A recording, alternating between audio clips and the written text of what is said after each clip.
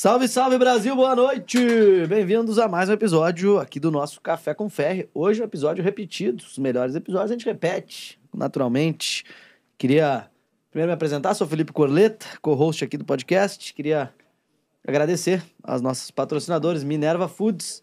Um abraço para a turma da Minerva Foods, que sempre nos presenteia com churrascos e presenteia nossos convidados com belíssimos churrascos com As carnes melhores carnes do Brasil, nos melhores frascos do mundo e do Brasil. E a gente tem a XTB, corretora internacional, que dá acesso a milhares e centenas de milhares de ativos em diversos mercados. Inclusive, você pode acompanhá-los em tempo real na plataforma XStation. Aí, link aqui na descrição do vídeo. E Adapta.org, empresa brasileira de IA, está revolucionando a forma com que o brasileiro se relaciona com a inteligência artificial. Adapta.org, todos os principais modelos de inteligência artificial pelo preço de apenas um. É lá na Adapta, tem link aqui com cupom de desconto e período de teste gratuito na descrição do vídeo. Rafael Ferri, bem-vindo. Bem-vindos ao podcast que mais cresce no Brasil. Ricardo Salles de volta aqui. E vai nos explicar muitas coisas, mas eu vou começar com uma pergunta importante. Estamos no meio de uma guerra midiática aí das sanções dos Estados Unidos contra o judiciário brasileiro. E parece que essa pauta tem avançado cada vez mais e que antes era deboche, agora está sendo tratado como um tema mais sério, com probabilidades reais de realmente membros do judiciário brasileiro serem sancionados de diversas formas pelo governo americano. Eu queria que tu desse a sua opinião se tu acha que essas sanções vão acontecer, Salles, e quais são as implicações para o Brasil. Porque a gente está caminhando para uma eleição, então isso pode virar até matéria eleitoral.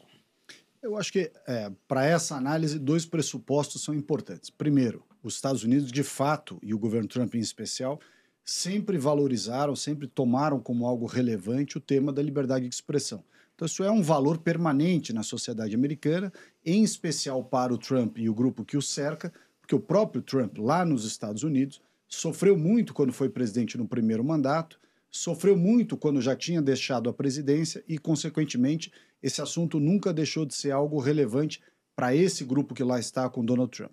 Ao mesmo tempo, outro pressuposto dessa resposta é: o Brasil tem sofrido, de fato, não é especulação, um movimento de censura, de redução da liberdade de expressão, seja nas redes sociais, seja em jornais, enfim. Há, de fato, e isso é algo que permeia a América Latina desde sempre, mas que agora, nos últimos 3 anos, talvez tenha ficado de forma muito evidente, há, sim, no Brasil, um movimento de aumento das restrições à liberdade de expressão. Então, essas duas balizas, o que é nos Estados Unidos, o que acontece lá, não com o Brasil, mas lá, e o que está acontecendo no Brasil de fato, são balizas importantes para essa pergunta e, consequentemente, para a resposta. Dito isso, colocadas essas duas balizas, o que eu acho? Até o momento, não se viu, por parte do governo dos Estados Unidos, nenhuma postura mais dura. Já se viu condenações, a própria fala do secretário Marco Rubio e outros, mas de forma genérica. O próprio anúncio de que haverá sanções com restrição de visto, ele também é um anúncio genérico, em termos de política pública americana. E isso nos traz uma indagação. Será que vai avançar muito em relação a isso? Veja, os Estados Unidos é um país que está envolvido em muitas polêmicas internacionais. Eles estão lá envolvidos até o pescoço na guerra da Ucrânia e da Rússia. Criaram aquela polêmica do Canadá, da Groenlândia, tem uma briga monumental com a China para resolver, a relação deles com a Europa não está boa.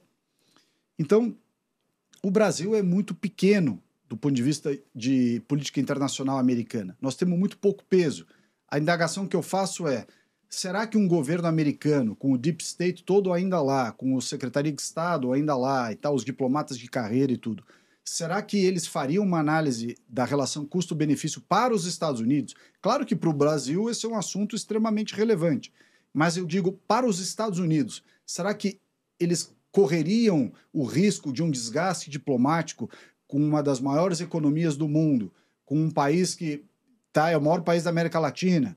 Quer dizer, eu não sei se os Estados Unidos vai avançar muito ou se eles, de fato, vão comprar essa briga em razão, principalmente, da relação que há entre o presidente Donald Trump e o ex-presidente Bolsonaro, o papel que faz lá nos Estados Unidos o Eduardo, o Paulo Figueiredo e tantos outros. Quer dizer, se isso tem o condão, se tem força suficiente para fazer uma máquina grande e poderosa como a máquina americana a tomar medidas de maior relevo, mais firmes, mais radicais do que essa restrição do visto que foi anunciada em caráter genérico, como eu disse. Mas tu acha que de 0 a 100, assim, qual que é a chance de ter uma medida mais dura com relação a algum ministro do Supremo? Olha, é difícil avaliar de fora, né? Acho que qualquer análise disso é chute. Uhum. Eu diria o seguinte, se depender dos assessores mais próximos do Donald Trump, principalmente aquele que foi retido aqui no Brasil para depor na Polícia Federal lá no aeroporto. Foi preso, né? E o outro, o próprio Elon Musk, né? Teve o seu nome incluído no inquérito das fake news. Se depender dessa turma, eu acho que a chance é grande.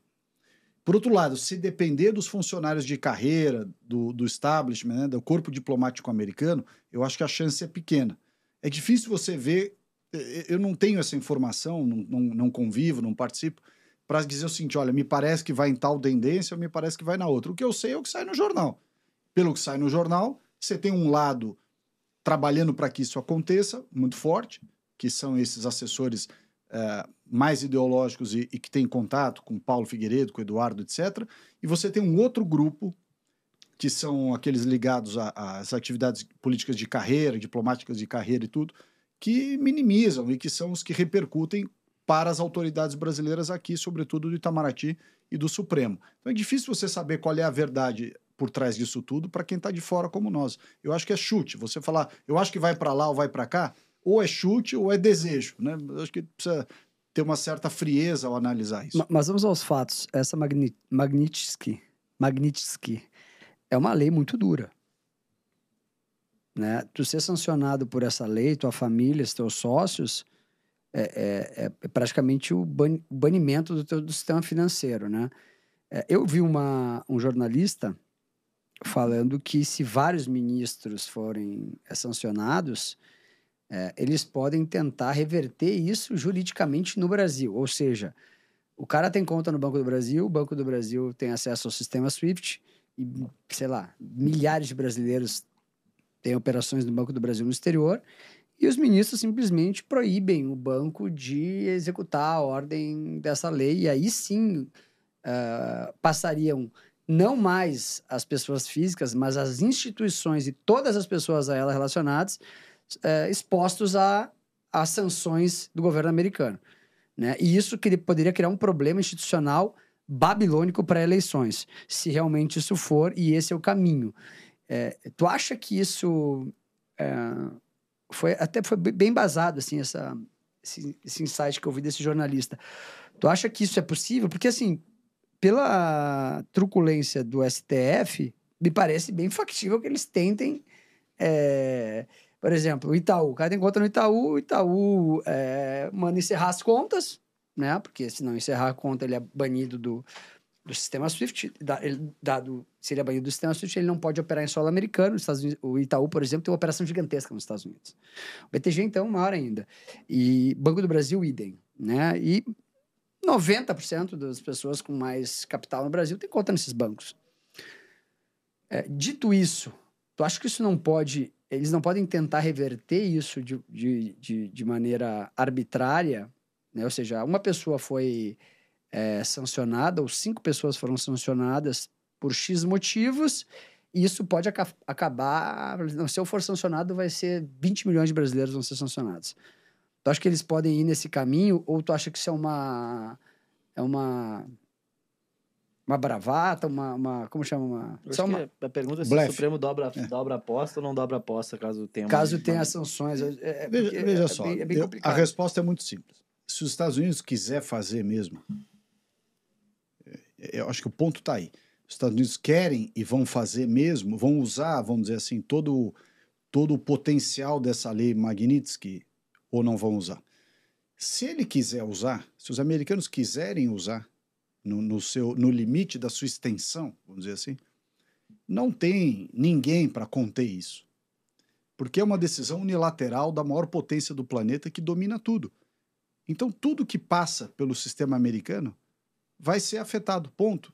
Ah, mas eu não concordo. Bom, tudo bem, você não concorda, mas não perguntei. Mas eu tenho dúvida se os Estados Unidos vai querer usar algo dessa magnitude. Aí é que tá. Eu não discuto qual é a amplitude da lei. Que a lei tem essa amplitude, eu não tenho dúvida. A pergunta é se eles vão usar a amplitude da lei na sua totalidade. Né? Essa é a questão fundamental. Porque se eles quiserem usar, aí esses argumentos todos caem por terra. Eu discordo do jornalista. Se os Estados Unidos quiser fazer, não tem decisão judicial interna corporis brasileira que obste esse movimento. Porque você imagina uma decisão americana dizendo o seguinte: a partir de hoje, todos os cartões de crédito, Visa, Mastercard, American Express, etc., estão proibidos de operar no Brasil. Todos os bancos brasileiros que têm conta nos Estados Unidos ficam impedidos de transferir recursos de uns para os outros. Todas as empresas americanas que têm investimento no Brasil são obrigadas a desinvestir porque não vão poder movimentar. E assim sucessivamente. Quer dizer, é um negócio que não tem limite, se quiser usar na sua amplitude máxima. Por isso que eu acho Mas que... tu acha que o STF vai para cima ou recua daí? Porque não tem muito o que fazer, né? Ou tu recua ou tu morre. É aquela arma na cabeça, né?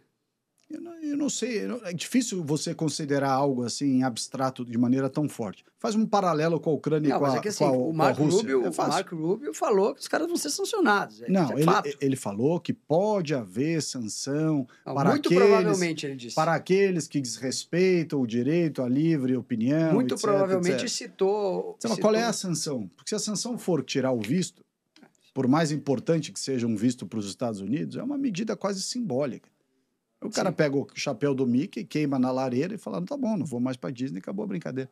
Quando muito, não vai mais para Nova York falar lá nos eventos da Lídia, não sei o quê. Agora, não vai muito além disso você tirar um visto. É diferente você pegar a mesma lei, o mesmo instrumento jurídico e aplicar à risca e no limite toda a amplitude de ferramentas que esse mecanismo tem.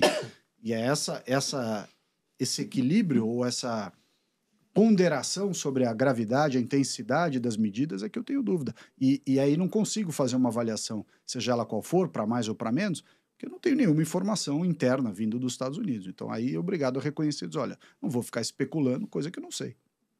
Quais são as implicações, na tua visão, caso o ex-presidente Bolsonaro seja preso? Principalmente preso, por exemplo, ontem saiu uma notícia de que ele ligou para o Mourão antes do Mourão depor, tá? Isso... O Mourão já desmentiu, né? Desmentiu? Já desmentiu, falou que não houve ligação nenhuma. Ah, tá.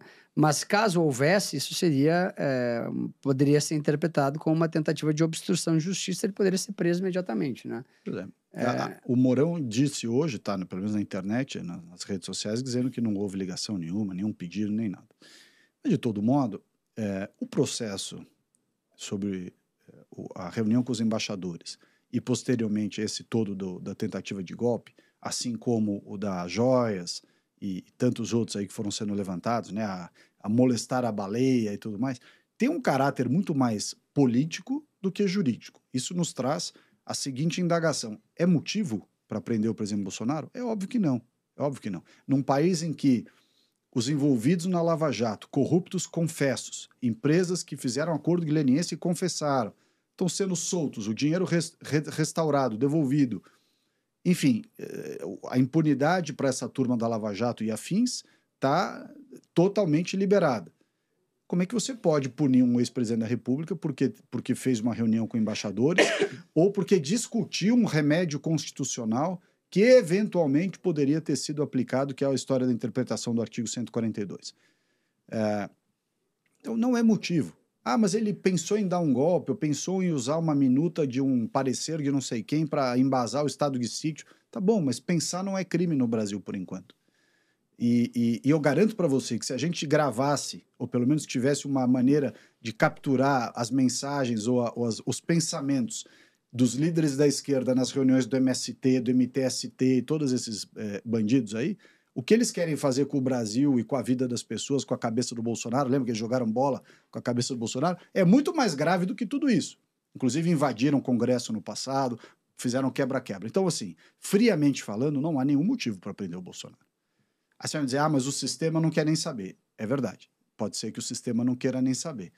Nesta situação, se o sistema passar por cima do que deveria ser algo inafastável no sistema, no ordenamento jurídico constitucional, que é a garantia da ampla defesa contraditório devido processo legal, a dosimetria da pena, né? Você vê essas condenações do 8 de janeiro, é uma barbaridade. Não tem dosimetria da pena.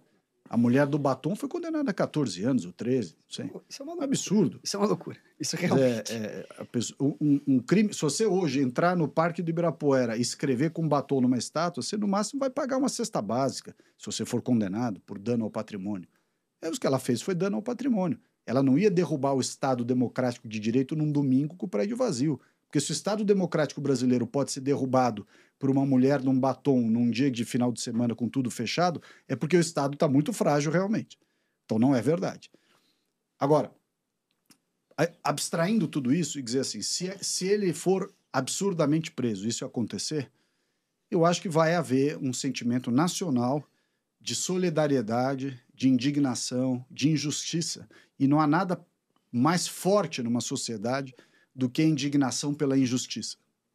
Você pegar um homem de 70 anos que saiu da presidência da República, que está lá defendendo ideias, você pode discordar, tem gente que discorda das ideias, da forma como ele as apresenta, do linguajar que ele tem, isso tudo faz parte. Mas que é uma injustiça você colocá-lo na prisão, não tem dúvida. Então, se isso acontecesse ou acontecer, eu tenho certeza que a sociedade vai ficar muito, muito indignada com essa injustiça que será praticada. E quais seriam as consequências dessa indignação social, na tua opinião? Acho que é difícil saber qual é a resposta imediata ou mediata. Eu me lembro em 2013, quando houve o... Dos 20 centavos? O dos 20 centavos, eu era secretário aqui em São Paulo e eu vi de perto, inclusive a minha janela foi apedrejada lá no Palácio Bandeirantes. Comigo, eu estava lá. Então, esse assunto eu conheço de trás para frente. Aquilo saiu do controle completamente. A sociedade tinha uma voz de descontentamento represada, que não era por causa dos 20 centavos. Aquilo foi um pretexto, aquilo foi um estopim que levou as pessoas para a rua. Mas o que levou as pessoas, de fato, ali na rua foi um sentimento da classe média, sobretudo, até os mais jovens no primeiro momento e depois dos demais, de indignação com o que acontecia no país. As pessoas foram para a rua e não queriam sair da rua. Cada dia a manifestação começava num lugar e todo dia, religiosamente, as pessoas ligavam a televisão às 4 horas da tarde, que é a hora que começava o protesto, para saber o que ia acontecer naquele dia. E de forma até meio subconsciente, grande parte da sociedade brasileira torcia pelos black blocs, porque eles estavam de uma maneira enviesada e, obviamente, reprovável do quebra-quebra e tudo isso, mas eles estavam expondo o descontentamento da classe média, da sociedade, com relação ao sistema. O Brasil, hoje, o maior problema nosso é esse sistema que se retroalimenta, se protege, se encobre, se reúne em Nova York, Londres, Paris, Roma, seja lá onde for, para falar dos temas mais comezinhos. Por que não se reúne aqui em Jacarepaguá? Tá certo? Então, assim, a sociedade vai vendo isso e fala, pô, que negócio é esse? De fato, há um descontentamento bastante latente da sociedade brasileira e pode ser que a eventual prisão injusta e, na minha maneira de ver, totalmente impertinente do Bolsonaro, desperte na sociedade o mesmo sentimento de indignação que o 3/20 serviu de estopim. Salles, Bolsonaro tem mostrado que ele quer ser o candidato em 2026, né? As 3 melhores opções é o Jair, a segunda é o Messias e a terceira é o Bolsonaro, segundo ele, né?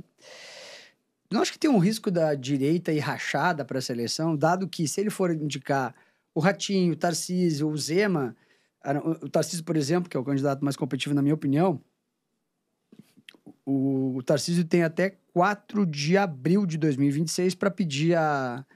Não, para renunciar. Isso, para renunciar. Para renunciar.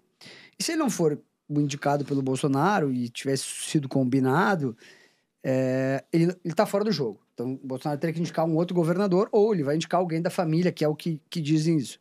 Tu não acha que pode ocorrer o risco da direita e rachada, o que eu quero te dizer é o seguinte: se o Bolsonaro não indicar o Tarcísio e abençoar o Tarcísio, e indicar o Eduardo, por exemplo, que é o que dizem que ele quer indicar, ou até mesmo a Michele, lá na frente não pode um outro membro da direita, como Caiado, apoiado pela nova União Progressista. União Progressista. Tu não acha que a direita pode ir rachada? Isso é muito ruim para o Bolsonaro, porque o que dizem é que a chance dele ser preso por causa desse inquérito é grande, né? Dito isso, ele precisaria de alguém para dar a ele o perdão presidencial. Qual o risco que tu enxerga da direita ir rachada para 26, dado que parece que existe uma pressão grande por Bolsonaro indicar alguém já imediatamente e esse nome ser trabalhado, e ele não quer indicar de maneira nenhuma, ou ainda, ou essa estratégia, eu não sei, e a esquerda quer o Bolsonaro. A esquerda quer o Bolsonaro candidato, tenho certeza. Porque é muito mais fácil tu ganhar de um candidato com 50% de rejeição do que um de 20%. Isso é matemática básica. Então, qual é a tua opinião sobre isso? Tu acha que a direita pode ir rachada para 26? Ou tu acha que, no final das contas, as coisas vão se acomodar e a gente vai com um candidato só, competitivos, todos no mesmo barco, que é muito mais fácil de ganhar, todo mundo remando para o mesmo lado, não remando para cada lado? Como é que tá a tua cabeça nesse xadrez político para 2026? E é o seguinte, se o Bolsonaro pudesse ser candidato, ou puder ser candidato, que está cada dia mais difícil, evidentemente, ninguém mais será candidato. Então esse é o primeiro ponto dessa conversa. Bolsonaro candidato, não tem outro candidato, é ele, ponto final. Alternativamente, o Bolsonaro pode fazer o mesmo movimento que o Lula fez em 2018, que é entrar com o pedido de registro de candidatura, eventualmente com o Eduardo de vice, e se for impugnado, que eu acho que é favas contadas, que eles vão impugnar, o Eduardo assumiria a candidatura passaria a ser ele o titular da candidatura, teria que botar um vice no lugar. Esse é o segundo caminho, né? A terceira alternativa, que eu acho bem pouco provável, é o Bolsonaro colocar a Michele como cabeça de chapa, até porque ela está com uma candidatura muito bem encaminhada para o Senado lá no Distrito Federal, e não faria sentido tirá-la de uma situação de absoluto conforto, embora nada em política seja garantido, mas absoluto conforto em termos da candidatura que ela vai pleitear, para correr um risco de uma chapa presidencial e uma série de problemas aí partidários e tal. Aí você tem os 4 governadores. Vou deixar o Tarcísio por último. O Caiado. Caiado, no âmbito da relação da federação PP-União Brasil, não terá legenda. Eu acho que o Caiado, depois que federou PP com União Brasil, o Caiado, infelizmente, é carta fora do baralho. Até porque o Ciro Nogueira quer ser vice do Tarcísio numa candidatura à presidência da República. Não seria, portanto, lógico, né, o presidente de um dos partidos da federação querer ser vice numa chapa e autorizar um candidato para concorrer numa chapa distinta daquela que ele pretende. Então, não vejo hipótese dentro dessa chapa, dentro dessa federação União PP, que virou União Progressista, eles terem o Caiado como candidato. Então, acho que nesse contexto, pelo menos nesta federação, nesse partido, Caiado não terá legenda. O Ratinho é um grande... E o Caiado é um bom governador, índices de segurança pública do estado de Goiás muito bons, ele tem uma avaliação excelente lá em Goiás. Sim. A turma do agro adora o Caiado. Então, ele tem muitas qualidades, mas o problema ali é partidário. Você tem um segundo nome, que é um cara ótimo, um bom governador, um cara que administrou bem o estado, administra ainda, né, o estado, que é o Ratinho. Então, um cara bom, tem cabeça boa e tudo. Ele tem um pênalti, que é estar no partido do Kassab, e os líderes políticos, Valdemar, Ciro, Marcos Pereira, bababá, não querem entregar uma cabeça de chapa presidencial para o PSD de jeito nenhum. Tem lá as suas desavenças, isso ficou muito claro na eleição para a presidência da Câmara dos Deputados, que em que pese o Brito fosse um grande nome, tinha o pênalti de estar no PSD, justamente por isso. Então, eu acho difícil o candidato Ratinho Júnior no PSD, se ele mudar de partido é outra história, mas no PSD ele conseguir aglutinar e ser um nome de consenso eventualmente na direita, né? Nós estamos pensando sempre num nome de consenso na direita. Não acho que ele teria condições pelo partido, pelo fato de ele estar no PSD, muito difícil. Terceiro nome dos 4 governadores, o Zema. Zema é o governador reeleito com grande percentual, muito bem avaliado no seu estado, um estado que dizem, na lenda da política brasileira, que quem ganha em Minas ganha no resto do Brasil, né? Você tem essa frase muito comum que você dita. Uma boa lenda. Mas, obviamente, o Partido Novo, que é o partido que eu faço parte, é um partido de estrutura partidária reduzido. Então, para ele ganhar corpo e poder ser um nome para concorrer nacionalmente, só com uma grande aliança partidária com outros, porque o Novo sozinho dificilmente carrega uma chapa presidencial competitiva, pelo problema da estrutura, não do nome do Zema e nem tampouco da imagem que ele tem, mas é que a estrutura partidária, para uma candidatura presidencial competitiva, é mais difícil. E, por fim, o Tarcísio. O Tarcísio dos 4 é o único que tem chance, pode se reeleger se quiser, então ele tem de cara um dilema. Vai largar uma eleição para governador, uma reeleição praticamente garantida, para concorrer com alguém que pode ser eventualmente que ele não ganhe. Esse é o primeiro ponto. Aí você pode considerar se o Lula vai concorrer, se não vai, se a saúde está boa, se a economia não está boa, isso é outra história. Mas Tarcísio tem de cara um dilema que é deixar o governo do Estado de São Paulo, que é o segundo orçamento do Brasil, né, o estado mais importante, 44 milhões de pessoas e tal, para entrar numa candidatura que não é certeza absoluta como é praticamente a de reeleição ao governador. Esse é o primeiro ponto. Segundo, o Tarcísio, para concorrer a presidente de forma competitiva, ele precisa, é essencial, da anuência do Bolsonaro. Sim. Não existe candidatura do Tarcísio à revelia do Bolsonaro. Isso não existe. Não. E aí, acho que esse alinhamento Tarcísio-Bolsonaro precisa ser construído... Mas tu acha que algum dos outros pode ir sem o Bolsonaro?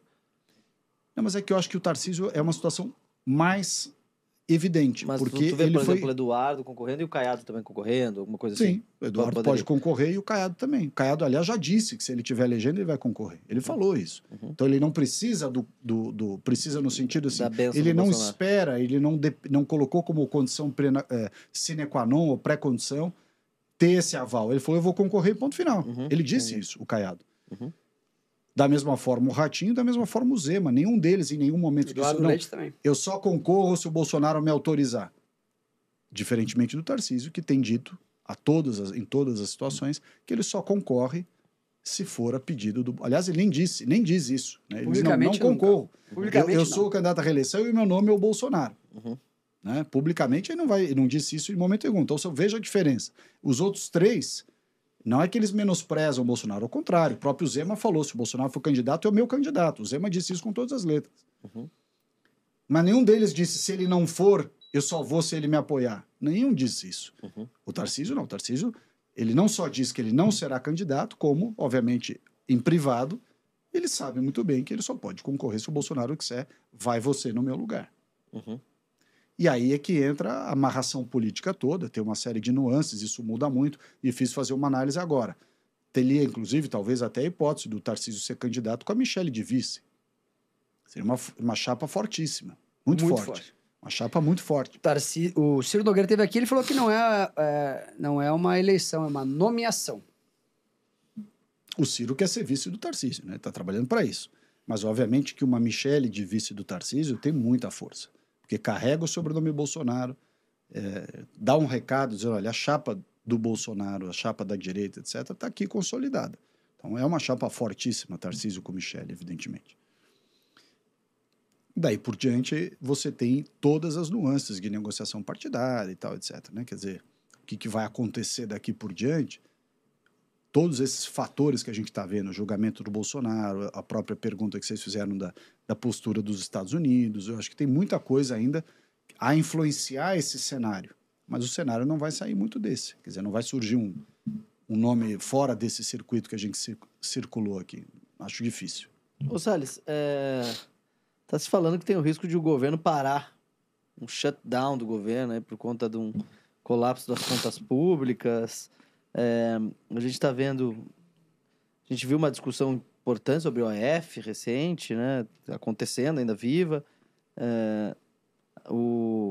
não No meio disso, o Senado aprovou um aumento de salários para servidores públicos. Então Os caras são loucos, né? Os caras são doidos, tá cara. uma verdadeira zona, né? Quando tu abre o caderno de política do jornal, parece que tu tá vendo ali uma baderna, uma bagunça. Eu queria te perguntar como é que tá o clima em Brasília. O que é central hoje? O que pode fazer o Congresso andar com agendas? O que não pode? O clima em cenário? Brasília é do salve-se quem puder. Todo mundo vê que o Lula não tem a menor apetência para governar. É um governo de gente eminentemente incompetente, muitos dos quais, além de incompetentes, corruptos. Né? Nós estamos vendo o caso do INSS, mas não só. Tem vários outros. Entregou o governo para o que há de mais retrógrado do ponto de vista de corrupção, aparelhamento, improbidade, gente ruim ocupando os cargos. Né? Enfim, eu acho que se tivesse um shutdown, o shutdown seria muito bom. Eu acho que se o governo desse férias coletivas durante um ano, na Câmara, Senado e Poder Executivo, o PIB dobrava no Brasil. Não precisa melhorar nada, é só não piorar. Porque como a cada minuto eles conseguem piorar alguma coisa, a cada minuto que eles não fazem nada, o Brasil cresce. É a famosa história do governo muito ajuda aquele que não atrapalha. Então, se houvesse um shutdown, era bom porque parava tudo. Parava de fazer besteira, votar coisa errada, né? O Congresso é aumento da quantidade de deputado, é aumento salarial de não sei o quê, tudo errado, tá tudo errado. Essas votações no Congresso mostram um Congresso muito mais forte hoje do que o Executivo? Eu diria que o Congresso, em razão das emendas, se liberou da pressão. Como é que o Executivo no passado controlava o Congresso? Emenda. O cara chegava lá com o pires na mão, queria um ministério, queria um carguinho. Hoje em dia, eu li nos jornais até outro dia um líder partidário, não lembro qual foi, dizendo a gente não liga para ministério. Claro, o cara tem muito mais dinheiro nas emendas, né, no fundo partidário, fundo eleitoral e as emendas parlamentares, emenda de comissão, emenda de bancada, emenda disso, emenda daquilo, do que ele teria num ministério. Então, o cara hoje em dia pegar um ministério pequeno, médio, é quase irrelevante perto do volume, por exemplo, que um presidente de comissão de saúde tem. O presidente da Comissão de Saúde na Câmara dos Deputados controla bilhões de orçamento. Livrinho, né? Caneta. Ministério não, ele tem...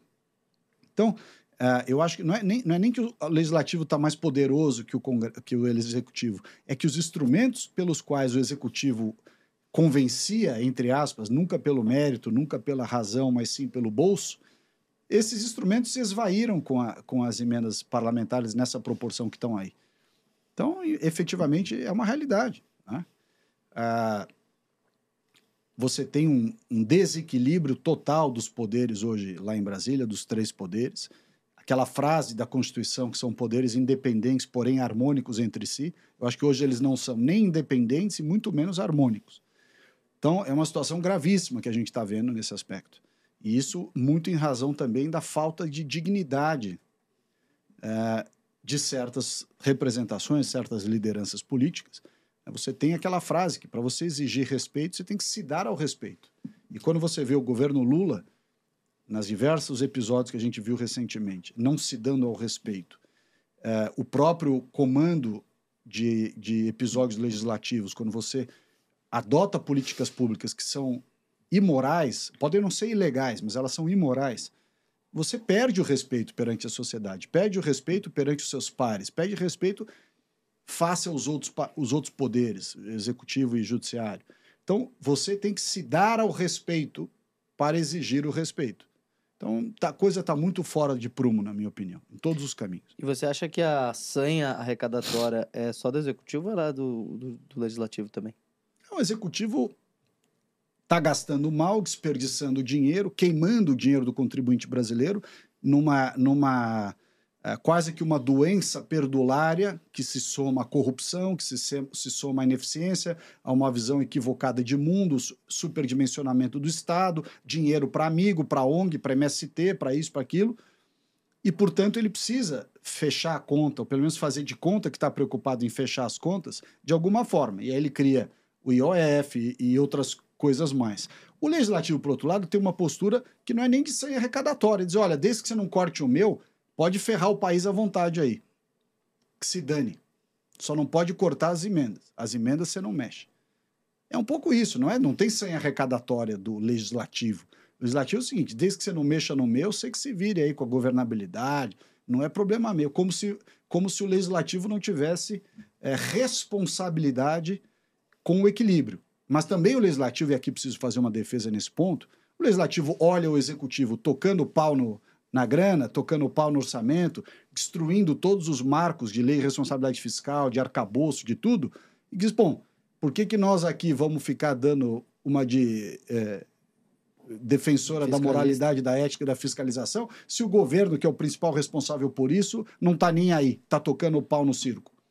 Então, não estou justificando, estou só dizendo que existe esse sentimento, que está tudo errado, como eu disse, está tudo errado.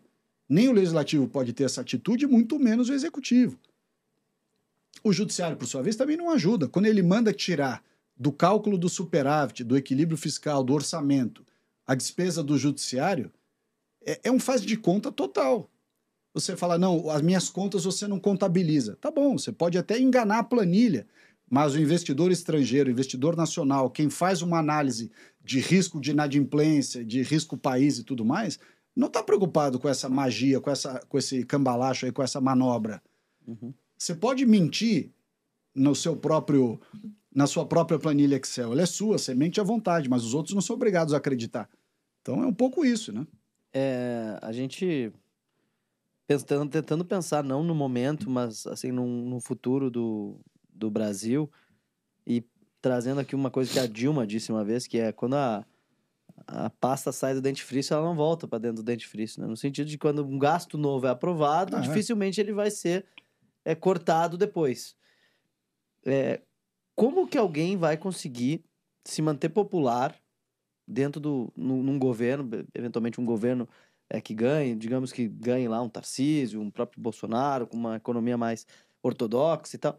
Como que vai conseguir fazer o ajuste fiscal que precisa ser feito, cortar o gasto da forma que precisa ser cortado, vai conseguir colocar de volta a pasta para dentro do dentifrício? Não, você consegue. Se você tiver uma postura, ideia e mostrar que você também está disposto a sacrificar na própria carne, você consegue fazer. Nós fizemos no governo Bolsonaro, fizemos a reforma da Previdência. Fizemos uma série de coisas. O Paulo Guedes e toda a equipe econômica, os outros ministérios sacrificaram muito, porque o pessoal também fala muito do Paulo Guedes, mas esquece que o sacrifício, entre aspas, da caneta do Paulo Guedes éramos nós ministros que tínhamos que suportar. Né? Cada vez que eles contingenciavam, acontecia, ele contingenciava uma caneta e quem tinha que gerir a política pública com cada vez menos recursos eram os outros ministros. Então, aquilo foi um esforço do governo como um todo. Como um todo. O que acontece na prática? Quando você mostra que você está disposto a fazer o sacrifício, os outros se constrangem e participam do sacrifício também. Agora, quando você quer terceirizar o sacrifício, aí não dá certo. Que é o que o discurso um pouco do Haddad diz. O Haddad faz esse discurso do equilíbrio fiscal, mas o governo dele está tocando pau na grana. Então o Congresso fala, bom, se até vocês que deviam estar zelando aí pela lojinha não querem nem saber, não vai ser o Congresso que vai se preocupar. O que está errado também, mas justifica, pelo menos você entende o que está por trás disso. E aí acaba tendo, você faz errado, o outro faz também, o errado vira o dobro, né? Então, mas no final das contas, ali no próprio governo Bolsonaro, vieram medidas de mais gasto, né? Assim, no final, né? Eu acho que no final, quando o governo já estava naquele ímpeto de ganhar a eleição, e aí fizeram o que todo político faz, que é a política de incentivo, pelo menos de contentação da sociedade. Mas o governo, tanto que o governo entregou todas as estatais no azul, todos os fundos de pensão que estava tudo quebrado, tudo roubado, FUNCEF, Banco do Brasil, Correio, tal, etc., Postales. Era uma grande, nós recebemos um país saqueado. Entregamos um país em ordem. Não obstante a pandemia, não obstante os efeitos iniciais da guerra da Ucrânia e da Rússia. Mas entregamos um país em ordem. O que acontece é que eles pegaram a casa relativamente em ordem, né? Nós engordamos o porquinho e eles estão destroçando o porquinho. Essa é a verdade. Ô Salles, deixa eu te perguntar sobre 2026, voltando aqui. Tu será candidato ao Senado pelo Partido Novo. Tu tem agora o Guilherme Derrite como pré-candidato ao Senado. Foi lançado aí semana passada. Eu estive lá, inclusive. Tem também Eduardo Bolsonaro, que está nos Estados Unidos, que a gente não sabe se ele volta, né? Tá fazendo esse trabalho aí junto ao governo americano. Como é que tá a tua cabeça para 26, né? Falou, pô, A Michelle está com a eleição ganha para o Senado, né? Por que ela vai ir para uma eleição presidencial? Flávio Bolsonaro vai entrar no Rio. O presidente Bolsonaro está bastante focado na eleição para o Senado. Como é que está a tua cabeça para o Senado? Quem serão os competidores para as 2 vagas em São Paulo? Veja só, eu tenho enorme apreço tanto pelo Eduardo quanto pelo Derrite. São 2 pessoas que são do nosso grupo, assim, gente boa, gente da direita, correta e tal. Mas eu também tenho as minhas vontades, também tenho a minha aspiração. Eu sou mais velho, com mais experiência, tive cargos mais relevantes e tive mais votação que o Derrite. O Derrite teve 200 e poucos mil votos para deputado, eu tive 640. Então, não tem motivo para eu abrir mão da minha candidatura em favor de quem quer que seja. Eu fui o primeiro a anunciar, eu sou o mais paulista de todos, eu não vou abrir mão. Aí você me disser, dá para compor? Dá para compor. Mas o compor não é simplesmente alguém falar, você sai e os outros 2 ficam. Isso não existe. Eu, se quiser, concordo, até porque eu não preciso da política para sobreviver. Eu posso trabalhar na minha atividade profissional, que é muito bom na vida política. Você poder ter a sua profissão para você dizer, olha, eu vou concorrer, se eu ganhar, ganhei, se não ganhar, vamos embora. Não tem problema. Porque a pessoa também que precisa da política para sobreviver, ela faz qualquer coisa para não sair da política. Não é meu caso. Então, eu tenho as minhas convicções, tenho as minhas opiniões, conheço o Estado de São Paulo, acho que o Estado de São Paulo está subrepresentado em todos os aspectos, e por isso, já há bastante tempo, disse que ia concorrer ao Senado. O que eu disse também, que se o Tarcísio for a presidente da República, por esses motivos que a gente falou há pouco aqui, da necessidade de eventualmente ter que ser candidato, se assim o Bolsonaro abençoar e por etc., eu gostaria muito de ser candidato a governador. Então aí nós vamos ter uma situação em que nós vamos ter que ajeitar essas cadeiras. Para já, não vale a pena essa discussão. E acho que quem fica, tá vendo, vai tirar fulano, vai... Isso é uma discussão idiota. Nós estamos de um lado, todo mundo de um lado da trincheira, do lado que acredita numa economia liberal, acredita numa postura mais conservadora, que defende propriedade privada, o direito à legítima defesa, liberdade de expressão, etc. Estão todos do mesmo lado da trincheira. Eu acho que trocar chumbo nesse momento, né, você ficar, dizer, fulano é melhor que ciclano, o outro é isso aqui, não é bom. Coloquem os nomes e vamos deixar a coisa andar.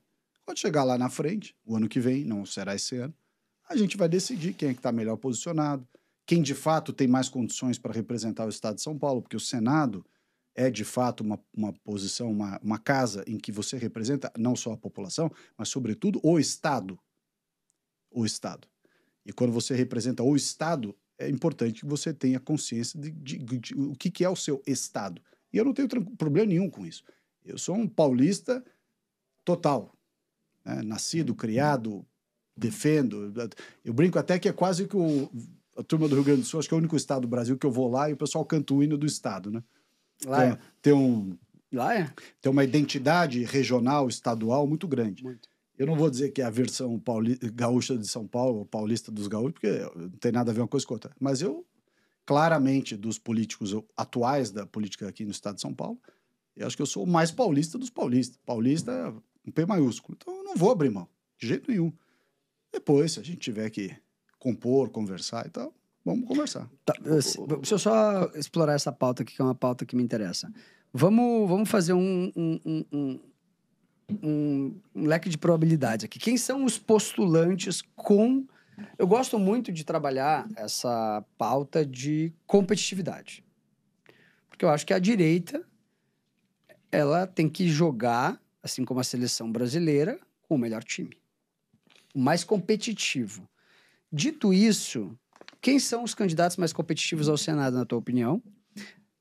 Da direita e da esquerda em São Paulo, na tua cabeça? Quem são os mais competitivos da esquerda e quem são os mais competitivos da direita? Dito isso, são 2 vagas em São Paulo, só 2. Eu acho que justo, mas são 2. Uma provavelmente vai ficar com a esquerda.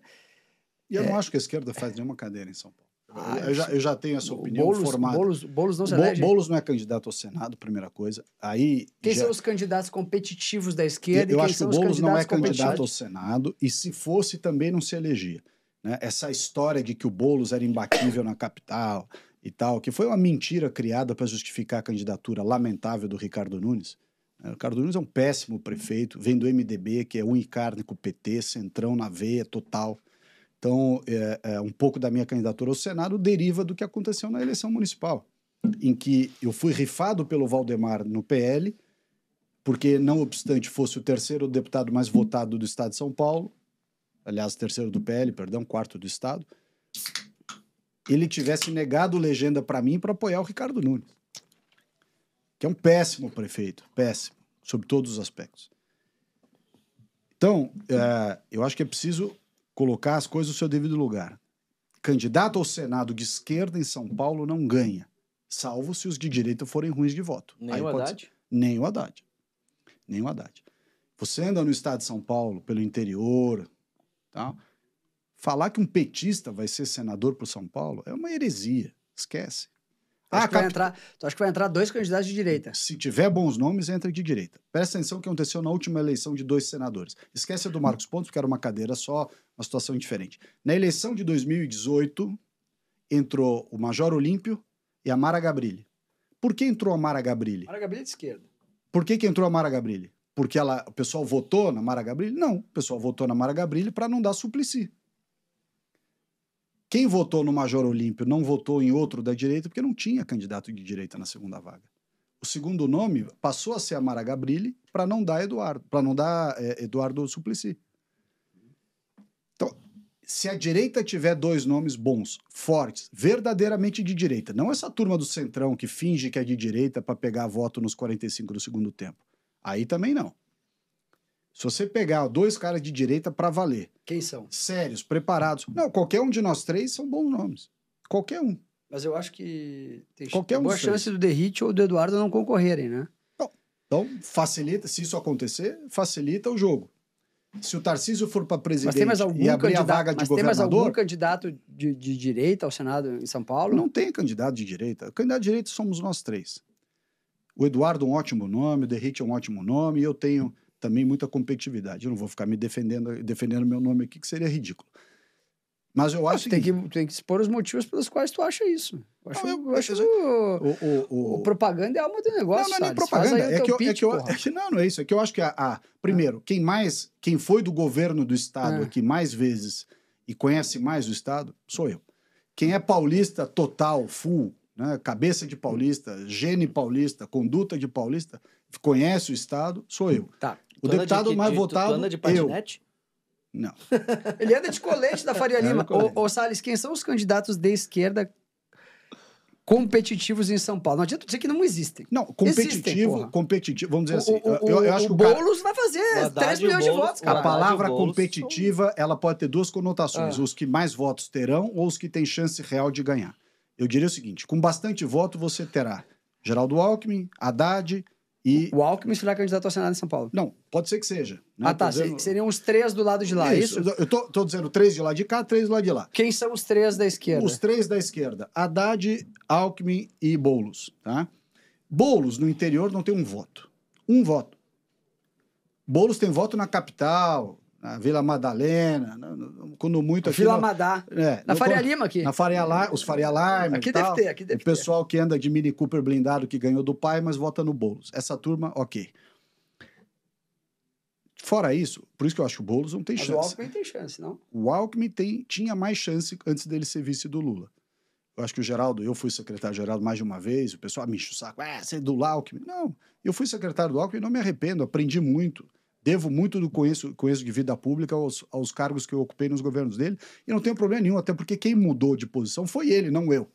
Eu sempre fui eu e continuo sendo a mesma pessoa. O cara que fundou o Movimento em Direita Brasil há 20 anos atrás, quando ninguém dizia que era de direita, eu já estava lá firme, defendendo as mesmas coisas. Eu defendo os mesmos princípios e valores que eu sempre defendi. Nunca mudei. Os outros mudaram, eu não. O Alckmin foi serviço do Lula, você foi secretário do Alckmin. Fui secretário do Alckmin quando ele era o cara conservador do PSDB, anti-Fernando Henrique, anti-Serra, anti-isso, anti-aquilo. Aí ele resolveu ser vice do Lula? Lamento. Falei isso para ele já, lamento. Não é minha posição. Agora, o que eu vejo aí? Você tem Haddad. É fraco. O Haddad, ainda mais a economia do jeito que está, como é que o cara vai ser candidato ao Senado com o Brasil na beira da bancarrota? O dólar a 6, juros a quase 15. O país está quebrado, o cara é ministro da Economia, responsável pelo escândalo do IOF agora, por essa barberagem. Eu acho que o Haddad terá dificuldade de se explicar como é que ele quer ser candidato ao Senado, tendo o país na beira do precipício, vamos dizer assim. O Geraldo Alckmin, por sua vez, foi ser vice do Lula. O voto que ele tinha em São Paulo, do público conservador, das famílias, do interior do estado, sobretudo, perdeu completamente. E o outro nome é o Boulos. Por isso que eu te digo que não tem chance, se a direita não apresentar nomes ruins, não tem chance da esquerda pegar uma das duas vagas. Não pega. Agora, se você começar a pegar gente do centrão, fisiológico, corrupto, oportunista, e querer pintar de candidato da direita, aí vai perder por uma vaga para a esquerda, realmente. Porque o cara, em vez de votar em alguém de direita, vai, bom, porcaria por porcaria, vamos botar fogo no circo aí, coloca o Haddad logo, coloca o Alckmin, coloca quem quer que seja. Mas o Tarcísio ganhou do Haddad por uns 2 milhões de votos, mais ou menos, né? 13 a 11, O Tarcísio não era do estado de São Paulo, outra história. Vê agora como é que estava. Mas tu acha que essas 11 milhões de pessoas que votaram no Haddad, ele não conseguiria converter nem... Cara, a economia tá ferrada no país. Como é que um cara desse vai ser candidato a alguma coisa? É a mesma coisa que o ministro da Economia da Cristina Kirchner querer ser presidente da Argentina. Tomou nabo lá do Milei. Pô, o Brasil tá quebrado. A inflação bombando. Você vai, picanha, ovo, não sei o quê, tá? Café. Todo mundo desesperado com o que tá acontecendo no país. Aí o pai dessa hecatombe fala assim, agora eu sou candidato ao Senado e quero ganhar. Desculpa. Eu até torço para que seja ele, o candidato da esquerda, mas é uma delícia concorrer com o Haddad, né? Você pega todo dia o preço do ovo e põe na tela da televisão. Ó, Haddad tá aqui, ó, o ovo a tanto, o café Cara, a tanto. nós vamos fazer esse debate ao Senado, que os caras vão se matar aqui, vai ser lindo. E eu acho que vai ser bom. Salles, me explica esse escândalo do INSS, que agora eu vi uma pesquisa de que 70% dos aposentados têm vários descontos de R$5, R$7, R$12, R$50, R$70 nas contas correntes e ninguém sabe por quê. Como pode, a essa altura do campeonato, 2025, maio, existir um sistema de corrupção institucionalizado no Brasil do INSS e agora a Bela Megali, representante do jornalismo na esquerda, soltou hoje a notícia de que o inquérito, a investigação sobre o INSS vai subir para o Supremo porque existem políticos envolvidos no esquema de corrupção. Qual a tua opinião sobre isso e o que tu acha? Como é que a gente chegou nesse nível de institucionalização do rolo, da confusão no Brasil? Porque, cara, tem que ser muito safado para debitar dinheiro da conta de 70% dos aposentados. É assim, é o escárnio e nada acontece. Nada. É que nem a fraude nas Americanas, deu 25 bi. Nada aconteceu, nada. Tipo, os caras roubaram 25 bi, quebraram a empresa, quase quebraram o sistema financeiro no Brasil, que tinha um monte de colateral. Como é que a gente chegou nesse nível? É um judiciário cooptado, tu acha? O que tá acontecendo? Cara, nós temos uma doença hoje espalhada no Brasil, que é a tolerância excessiva com coisa errada e com gente corrupta. A gente sabe o que está acontecendo. Olha em volta. Você pegou o exemplo do INSS, que obviamente é gravíssimo. Não precisa ir muito longe. Olha o caso do Banco Master. Você vai me dizer que o mercado financeiro inteiro comentava que o Banco Master estava explodindo de emprestar dinheiro, fazendo operações que nenhum banco conseguia fazer até então, e ninguém desconfiou que o cara estava comprando precatório, que não estava bem explicado, que estava emprestando mais do que poderia, só empréstimo para cara que era assim, o cara do fundo tal, do governo tal, do esquema tal. Ninguém percebeu. Ou será que ninguém percebeu porque o cara é amigo de um monte de senador, deputado, tem casa na Fazenda Boa Vista, que é vizinho de não sei o que mais, e por aí vai. Contar a história para outro. A mesma coisa com tantas e tantas outras esquemas que a gente vê aqui no Brasil, a história daquela companhia de energia lá na Amazônia, que no dia seguinte, da Âmbar Energia, lá sei lá o quê, que no dia seguinte, da Amazônia Energia, que sai aquele negócio, aquela decisão... O José Batista vai ser candidato a presidente da República. Então, assim, o Brasil está vivendo com isso em todos os lugares. É o funcionário público que ganha 160 pau por mês, é o outro que ganha 300 pau por mês, e ninguém pode criticar. Tá tudo errado. Então, a gente precisa no Brasil... Mas por que tu acha isso? Tu acha que é um problema do judiciário? Não acho que é um problema do judiciário, acho que é um problema cultural brasileiro de maneira geral. Isso acontece na política também. Quando eu quis ser candidato a prefeito aqui em São Paulo, eu disse, olha, nós não podemos transigir com os grupos que comandam a cidade de São Paulo e há décadas montam um esquema aqui na cidade de São Paulo para tudo, para transporte, para limpeza, para lixo, para tudo. Por quê? Porque quando você começa dizendo, deixa pra lá, a gente sabe que o cara é meio bandido, mas deixa pra lá, a gente sabe que esse é meio malandro, mas deixa pra lá. Aí começa a conviver com o cara, aí vai de carona com o jatinho do cara pra não sei aonde, aí vai dar palestra no evento do cara lá no exterior, aí vai... Não tem freio moral. E quando você tem um mau exemplo, top-down, um mau exemplo que vem de cima, todo mundo se sente à vontade para fazer o seu esquema também. É o que nós falávamos há pouco aqui do problema do equilíbrio fiscal hoje no Brasil. Você olha essa situação e diz assim, se todo mundo está fazendo, se todo mundo se sente à vontade para fazer um esqueminha, por que o outro não vai fazer também? Eu fiquei impressionado, você pega aquele cara lá, o careca do INSS, lá, que foi, acho que o símbolo desse escândalo do INSS. Aí pega todo mundo que teve os bens apreendidos, é Ferrari, é Porsche, é não sei o quê, é relógio não sei da onde. Assim, mas, meu... Ninguém desconfiou que um cara semi-analfabeto, que vem de não sei aonde, o cara não estudou, não tem uma carreira, de repente o cara começa a andar de Porsche no meio da cidade. Não tem milagre. Na vida, se você não trabalhar, você não tem lastro, você não tem uma carreira, você não fez um business conhecido que deu certo, não tem milagre.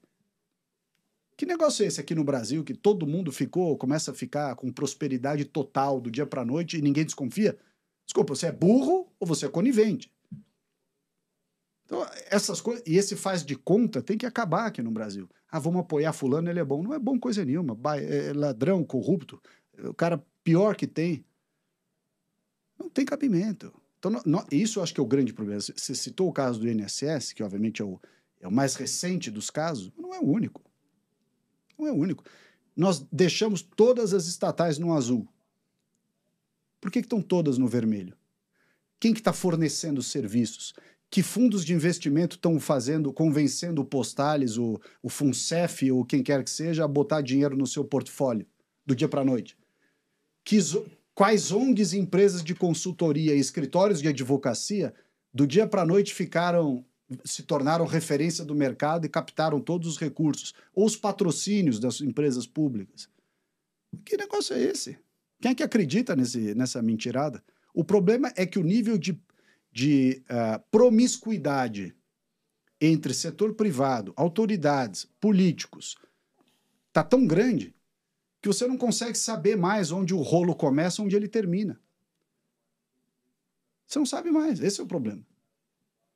Está todo mundo envolvido. O cara que é sócio do escritório de investimento que conseguiu captar 300 milhões do fundo do Banco da Amazônia, é também sócio da empresa de distribuição de energia que conseguiu uma linha subsidiada no BNDES, que por sua vez comprou o loteamento clandestino.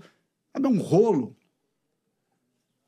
que só se explica por um excesso de tolerância, um excesso de promiscuidade, de fragilidade moral da sociedade brasileira com esse tipo de coisa.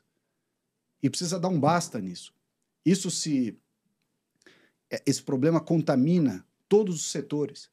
Isso acontece na Previdência Social, no caso do INSS. Isso acontece nos estados, onde tem problema de segurança pública.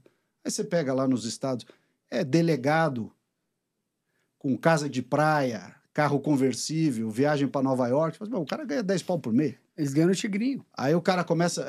aí você vê o cara do Tigrinho, né? Aí que leva a moça lá, a influenciadora, para falar não sei aonde, aí o outro vai lá e tira foto com o influenciador, o cara tava lá para fazer pergunta, resolve se promover com a pessoa que era inquirida. É um negócio de louco. A falta de vergonha na cara, falta de postura. Virou uma coisa banalizada no Brasil hoje. É por isso que tá essa bandalheira toda. Para o lado que você olha, como é que faz? Então, acho que a raiz disso é falta de educação ou é o quê? É um problema moral, efetivamente. É um problema... primeiro, um excesso de futilidade, né? Todo mundo acha que o importante é ter o carro tal, o relógio tal, a viagem tal, a roupa tal. Isso de cima para baixo, de baixo para cima. Então, não importa mais você ter uma reputação, não importa você ter cultura, ou não é que não importa, tá perdendo importância. Você ter reputação, ter respeitabilidade, ter cultura. Você tem uma série de coisas que são intangíveis, mas são muito importantes. Agora não, o importante é a materialidade, é o que você tem, o que você consegue comprar, o que você consegue ostentar. E aí vai contaminando. As pessoas perderam muito dessa questão da liturgia dos cargos. Liturgia de cargo. Em vários setores.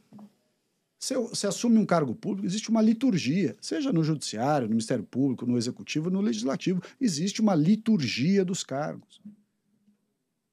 Você tem que abrir mão de muita coisa, você tem que saber que em certos lugares você não deve ir. Ah, mas qual é o problema? Não, para a pessoa comum não tem problema. Mas para quem ocupa esse cargo que você está, tem problema. É a mulher de César, não basta ser sério, não basta parecer sério, não basta ser sério, tem que se mostrar sério. Não basta ser honesto, você tem que aparentar ser honesto também. Então, assim, é um problema endêmico da sociedade brasileira atual. E você vê, infelizmente, e aí é um problema, aí eu diria que não é do povo, não, é da elite. O lugar mais contaminado por essa ausência de valores, por essa ausência de compostura, é a elite. Elite. Você vai agora para o tema segurança pública, por exemplo. Cara, é elite, né? Você anda aqui na Faria Lima, Jardins, Itaim, Vila Nova Conceição, lá no Rio de Janeiro, provavelmente lá, eu não frequento o Rio de Janeiro, mas Leblon e Ipanema, e a turma, porque a polícia é violenta, porque a polícia é isso, porque a polícia é aquilo, porque já se viu. Pô, mas você está criticando a violência, é o primeiro aí na boca da favela lá, comprar cocaína, maconha e tudo. Incentivar o tráfico, jogar o menininho pobre da favela para ser aviãozinho. Então, tem que ter um pouco mais de noção. Ah, pegou o fulano lá, que é um baita corrupto da política, ou da vida pública, ou do setor, pega o cara aí das Porsche aí do INSS, te garanto, escreva embaixo aqui, que se ele aparecer num restaurante chique e as pessoas souberem quem ele é, metade vai lá cumprimentar para tentar vender seguro, para tentar falar para ele investir no fundo de investimento dele, isso aqui. Um cara desse tinha que ser o seguinte, o cara não pode ir em lugar nenhum mais. O cara é banido moralmente da sociedade. Ah, é sócio do clube, expulsa do clube. Ah, é do nosso vizinho, ninguém mais cumprimenta. Mas não tem sanção moral esse tipo de coisa mais. Aí a sociedade vai ficando nessa zona. Ô, Salles, quem que você acha que... Quais você acha que vão ser os temas que vão reger o debate eleitoral de 2026? Em todas as esferas, assim. O que vai ser importante e o que tu tá te preparando, enfim, para debater? Eu acho que o debate nacional é diferente do debate estadual. Estadual é segurança pública, sem dúvida nenhuma. Eu acho que esse é o assunto mais importante de todos. E por outro lado, esse necessário saneamento da vida pública, que é um pouco a frase do Rudolph Giuliani, que é o tolerância zero. Ou a gente adota o modelo de tolerância zero aqui no Brasil, na segurança pública, mas também, principalmente, no combate à corrupção, ao tráfico de influência, tudo isso que acontece, ou não tem muito o que fazer. No nível federal, eu acho que a economia é algo que vai bater a porta muito rápido. Já bateu no sentido de que a sociedade está pagando um custo muito elevado à má gestão do governo Lula, ao desrespeito ao dinheiro do contribuinte, ao desequilíbrio fiscal, excesso de gasto, aparelhamento dos órgãos públicos, que a situação econômica do país vai estar tão grave, na minha opinião, no ano que vem. Todas essas más escolhas, esses maus comportamentos, essa má conduta do governo Lula só vai exacerbar ainda mais o caos econômico do país. Então, acho que esse é o assunto número 1. Claro que segurança é tema de campanha nacional, sem dúvida nenhuma, tráfico de drogas, crime organizado e tal. Mas acho que a economia vai ser uma discussão sobre a economia, que rumos da economia, que rumo de país, né, que projeto de país a gente precisa adotar, eu acho que é o principal assunto. Ô, Salles, deixa eu falar sobre qual é a tua opinião sobre as bets? Porque esse assunto está muito em pauta, né? E a gente saiu um dado do Banco Central ontem falando que 30 bilhões são jogados nas bets, né? Eu acho mensalmente. Eu acho um absurdo. Acho um crime. Eu acho que as bets estão fazendo com o Brasil é assalto à luz do dia. Embora eu seja um cara liberal, estudei, conheço os autores todos, Hayek, Mises, Roberts, Cambau, 4. Nesse ponto, embora toda a minha visão liberal da economia, que o Estado não deve se decidir pelo indivíduo, mas eu acho que a postura, mesmo de um liberal como eu, que sou claramente uma pessoa que tem essas visões, não pode ser dogmática. Você tem que olhar o que está acontecendo com o país e ver que as pessoas estão perdendo tudo que têm, estão se endividando, estão criando situações das quais elas provavelmente não vão sair tão cedo, para gastar dinheiro nas bets que não trazem nenhum benefício para o país. Zero. Você vai falar de cassino, por exemplo. Cassino, pelo menos, tem investimento imobiliário, o cara tem restaurante, tem hotel, gera emprego. Bets não zera nada. O cara Conrad em Punta isso, é um atrativo, leva um ponto, milhares de... Exato. O cassino é um ponto de... Turista, se você não quer jogar, emprego. aí é problema seu. Mas o cassino é um irradiador de polo de turismo, de desenvolvimento. Tem jogo envolvido, tem vício, sim. Mas é diferente. Você tem uma tangibilidade do negócio. As bets, não. O cara monta uma offshore em BVI... cria um CNPJ no Brasil, nomeia um procurador ad hoc aqui, junta meia dúzia de contrato social, investe tudo aqui, remete o lucro lá para fora. O Brasil só perde com as bets. Só perde. Fora a lavação de dinheiro, né? Enfim, vício de menor de idade e tudo. Então, assim, eu acho... Eu não era deputado quando foi votado isso, porque se eu fosse, eu teria votado contra. E nós vamos apresentar, eu estou apresentando aqui mais um projeto, porque já há outros de outros deputados, para revogar a lei que permitiu as bets no Brasil, que é da época do Michel Temer. Mas tu é a favor do cassino? Ou... Não, o cassino eu acho que é ok. Se a pessoa quiser jogar, ela joga. Agora, cassino é uma coisa, bet é outra completamente. Jogo eletrônico, aposta eletrônica, não tem nada. O que é uma aposta eletrônica? É o seu celular com um joguinho lá. O que tem ali de relevante? A Júlia é viciada em jogo do tigrinho. Trabalho, né? Ela gasta todo o salário dela em jogo do tigrinho. Eu tenho um amigo que faz treinamento de equipes de cozinha e tal. Cara, a galera tá lá cozinhando, trabalhando e jogando tigrinho. Não, tá errado. Esse é o momento que a sociedade tem que falar, olha, vamos deixar de lado um pouco aí as questões teóricas de laboratório, da visão liberal, que eu obviamente sou liberal e acho que o Estado não tem que se meter. Mas esse assunto tomou uma gravidade tão grande. Acho que o Brasil não está preparado. É a população que tem falta de educação para... Eu acho que é tudo. Aqui você tem, primeiro, um problema, obviamente, de cultura. As pessoas no Brasil, há uma camada da sociedade muito pouco esclarecida que é facilmente enganada por um marketing bem feito, por um joguinho que tem todo bonitinho, com o layout é estudado, as cores chamam atenção, o barulho. Eu nunca joguei, então não sei que cara tem essa porcaria. Mas o fato é que o Brasil... A Soraya Tronic jogou lá na CPI. Jogar no joguinho do Tigrinho lá, ou sei lá quais são os joguinhos que tem esse negócio, absurdo. E a gente está olhando isso acontecer, pessoas se suicidando, se endividando, gastando todo... E nós olhando e falando assim, não, puxa, que pena, né? Não, que pena não, tem que revogar esse negócio imediatamente. Imediatamente. Mas tu acha que tem voto? Não sei, vamos botar para votar, vamos ver quem vota contra. Mas não vai... e mostrar quem votou a favor da manutenção do jogo. Vamos ver. Mas não vai ser igual. Mas o Mota não bota nada para votar, Salles? Vamos ver. Esse assunto é grave, muito grave. Mas essa proibição ou essa revogação da lei que regulamenta, ela vai reduzir o uso? Você tem que proibir, né? Proibir. Primeiro passo para você poder controlar é proibir. E aí quem estiver fazendo, cana. Mas não tem. É que nem jogo do bicho. É proibido. Muita gente faz e quando você pega, você prende. Agora, quando você permite, é um pouco a falsa tese de não, libera que você controla. Não, você libera e você não controla. É a tese das drogas, que o pessoal que defende liberação das drogas tem essa tese. Não, melhor é liberar a tese, liberar as drogas, que aí você recolhe imposto e não sei o quê, e você acaba com o papel do traficante. Não acaba coisa nenhuma.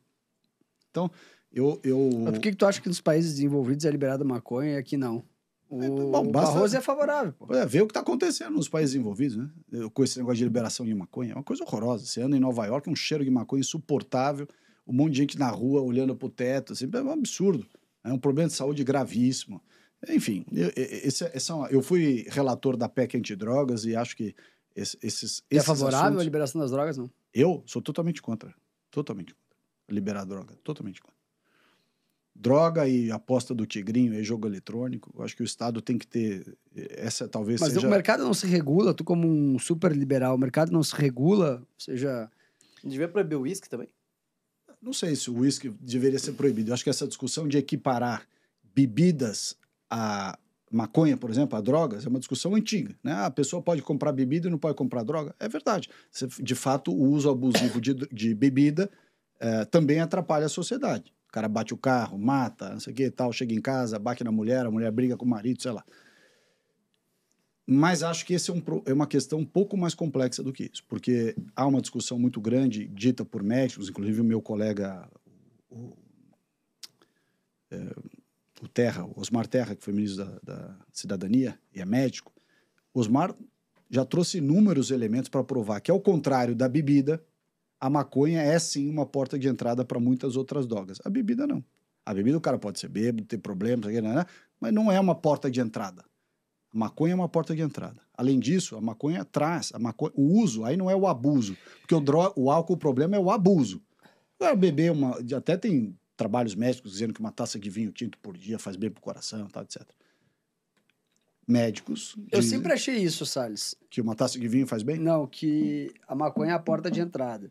E isso é uma discussão muito empiricamente, né? Porque eu nunca experimentei. Mas o delegado Palumbo teve aqui, né? E ele é um cara que trabalhou 10 anos ou 15 anos direto com isso, né?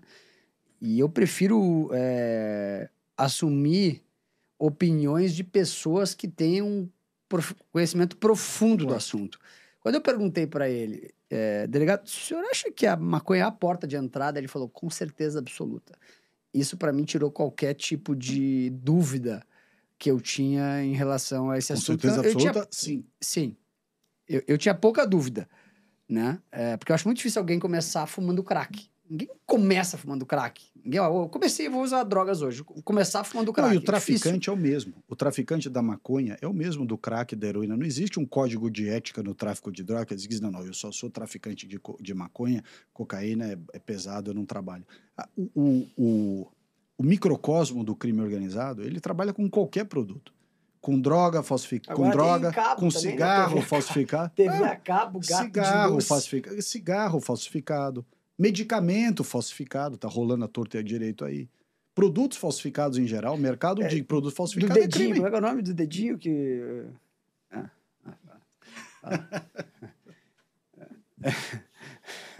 Deixa essa história pra lá. É uma amiga do Coleta que fez uma confusão.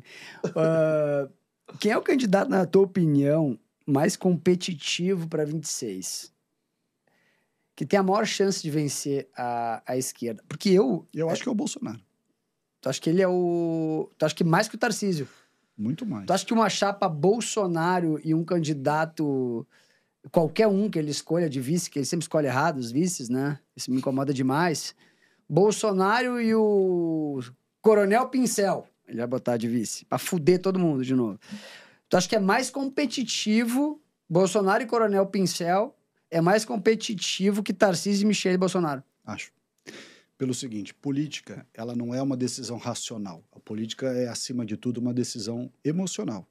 Uma decisão de empatia, de uma série de coisas. E quem tem popularidade, empatia, quem move o eleitor de maneira emocional e até, de certa forma, às vezes irracional, é o Bolsonaro, o eleitor da centro-direita, claro.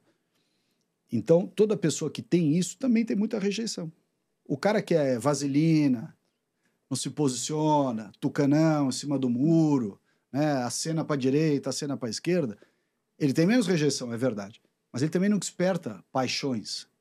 Ele não faz a pessoa ir para a rua por ele.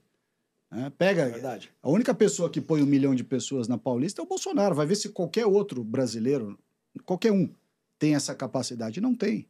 Então, o Bolsonaro, na minha opinião, é de longe o candidato mais forte. Obviamente, tem essa dificuldade decorrente dos processos que avançaram sobre ele, e, consequentemente, pode ser que seja necessário tomar uma decisão que não seja essa decisão quase xiita de alguns.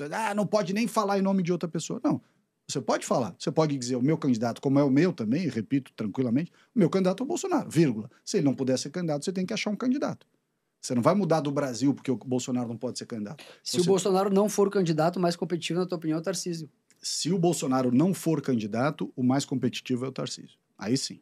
Tu acha que a gente com o apoio do Bolsonaro, evidentemente. Mas tu acha que a gente tem chance de perder para a esquerda de novo? Ou tu acha que o Lula não vai ser candidato? Eu frequentemente falo com donos de empresas de pesquisa. E são 3 que eu falo. 2 deles acham que o Lula não será candidato.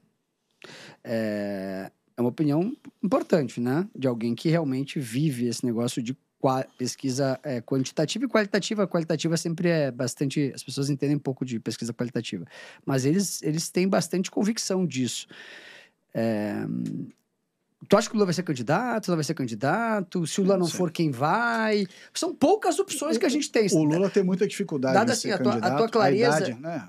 a tua clareza, a clareza com que tu explicou por que Zema, Ratinho e Caiado não são viáveis, nos deixaram com poucas possibilidades. Ou é Bolsonaro, ou eu é não Tarcísio. acho que eles não são viáveis. Acho que eles têm Tem cada um a sua dificuldade. Menos probabilidade. Agora, vou dar um exemplo aqui. Se o Zema resolver ser candidato, vamos chutar aqui. Vamos dizer que o Zema é candidato com Caiado de vice. Zema no Café com Ferre, 2 de junho. Pega um Zema com Caiado, faz uma chapa. Zema com Caiado. Bom, Bolsonaro não é candidato, Tarcísio resolveu concorrer à reeleição no estado de São Paulo. Eles fazem 12%. Caiado com Zema, o Zema com Caiado. Eu acho que é fortíssimo. Fortíssima a chapa. Fortíssimo. Vai ganhar do Lula? Isso aí, não dá para saber. O Bolsonaro com a máquina na mão, sentado na cadeira de presidente da República, perdeu. Então, assim, não dá para você falar vai acontecer ou não mas vai. ele tomou uma pandemia, uma guerra e Não importa, perdeu. Não, sim. Então, concordo. Eu não estou falando mal, estou só constatando que ele perdeu, Sim. sentado na cadeira de presidente da República. Tá certo. Então, não dá para você dizer o Caiado e o Zema não tem chance, o Tarcísio tem chance. Eu estou dizendo, no cenário atual, eu diria que o Tarcísio é o mais competitivo, porque é o estado mais rico da federação, porque ele conta com o apoio explícito do Bolsonaro, se assim for, porque também sem apoio do Bolsonaro ele não será nem candidato. E os outros também, se tiverem o apoio do Bolsonaro, também serão muito competitivos. Agora, e acho que o Eduardo também é competitivo, para fazer aqui uma declaração um pouco mais fora da caixinha. Eu acho que o Eduardo, sendo candidato do pai dele à presidência da República, com tudo que está acontecendo em relação a ele, dessas perseguições todas e tudo mais, ele sensibiliza muita gente. Eu só não sei se ele vai conseguir juridicamente ser candidato. Porque o pessoal vai dizer que ele está lá nos Estados Unidos, que isso, que aquilo, que outro. O que eu acho no final das contas? O Lula, acho que nós estamos muito focados na direita, se a direita vai se organizar, se não vai. Nós estamos perdendo um pouco o foco da fragilidade da esquerda. O Lula está velho, não tem a menor apetência para governar, ele não se mete em nada, delega tudo para terceiros. Pau mandado da Janja total. Os ministros e os deputados em Brasília, em off, evidentemente, mas com a gente eles conversam quando encontram, é insuportável. A Janja se mete em tudo, entra nas reuniões, atende o telefone, dá palpite, veta ministro, se indispõe com Beltrano, com Ciclano, com isso, com aquilo. Ou seja, ela para o Lula é um problema. O Lula, pela idade que tem, pelo fato de ter ficado doente e tudo mais, já tem uma fragilidade natural.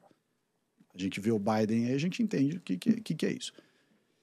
Soma-se a isso uma primeira-dama que atrapalha. Ao contrário, por exemplo, da Michelle, que sempre ajudou. A Michelle é uma pessoa de bom relacionamento, todo mundo gostava dela, gentil, nunca se intrometeu em coisa que não era chamada, fez um bom trabalho no voluntariado do governo. Então, assim, ela trazia uma leveza ao Bolsonaro, uma tranquilidade, uma boa relação com os demais, ao contrário da Janja, que é um fator de estresse para o Lula. É um problema, é um fator de desunião dentro do governo. Então você tem uma economia que está indo mal, juros explodindo, dólar na casa do cacete, inflação bombando, Haddad mais perdido que não sei o quê, uma desorganização no Congresso total. O governo tem a mínima condição hoje no Congresso de aprovar nada na base do gogó. É só no dinheiro, assim, nas emendas, no cargo, tá só na troca de favor. Então, o problema não está só na direita se organizar. Eu acho que é um fator relevante, como você falou. Sim, a direita precisa se organizar bem. Escolher bons vices e tal, tudo isso. Mas a esquerda está ferrada. Se a gente não souber tirar... Mas tem a máquina, né, Salles? Tem a máquina. Mas a máquina da esquerda também não está entregando tudo o que eles queriam. Não é à toa que eles querem censurar as redes sociais. Porque eles estão procurando tirar os fatores de competitividade da direita. O que foi o fator de competitividade que atrapalhou a direita em 22 e fez o Bolsonaro perder a eleição? Você tinha o órgão que preside as eleições, o Tribunal Superior Eleitoral, claramente torcendo para um lado. Tu acha que eles torceram só? Não sei.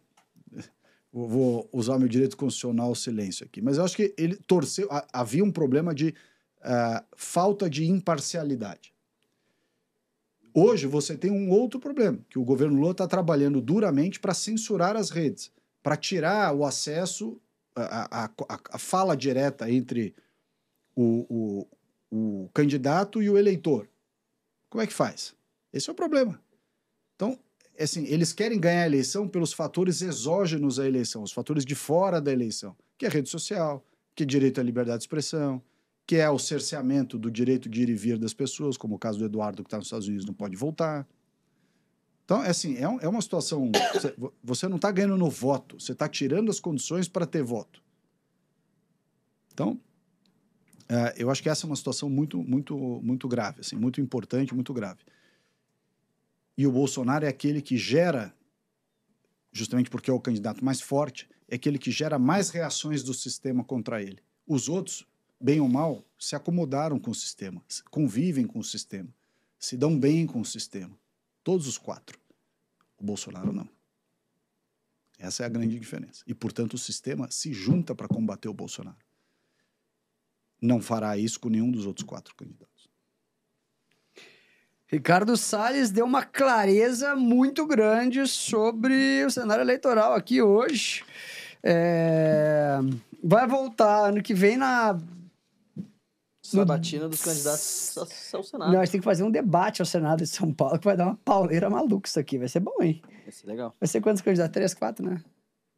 Pode pôr quantos quiser. Vamos pro pau, é bom. Vamos pro pau, a sessão presente, temos novos patrocinadores, novos presentes. Tu levou o presente a última vez da Minerva Foods? Sim.